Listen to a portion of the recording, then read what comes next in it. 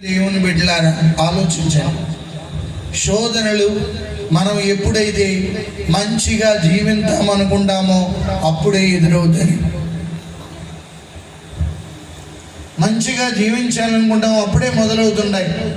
చెడు జీవితం జీవించే వాళ్ళ దగ్గరికి వెళ్ళవు. ఎందుకంటే వాడు ఆల్రెడీ చెడులోనే ఉన్నాడు. ఆడెందుకు శోధించడం? ఇదే మనం గుర్తించుకోవాలి.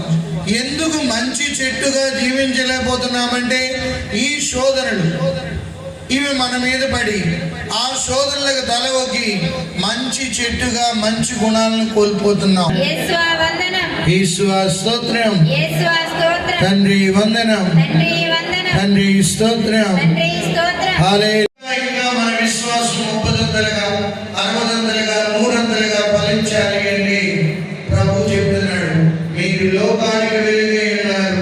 2 చేతులు పైకి లేపి కళ్ళు మూసుకొని ఆ ప్రభు ఇవ్వబోయే స్వస్థత, విడుదల మన కుటుంబాలలో ఉన్న భయాలు, ఆందోళనలు పారద్రోలమని ప్రభు కృపానుగ్రహానికి నిన్ను నన్ను పాత్రులుగా చేయమని ఆ అందోని వారి విజ్ఞాపన ప్రార్థన ద్వారా అనేక అద్భుత కార్యాలు చూడమని వేడుకున్నాం. హల్లెలూయా.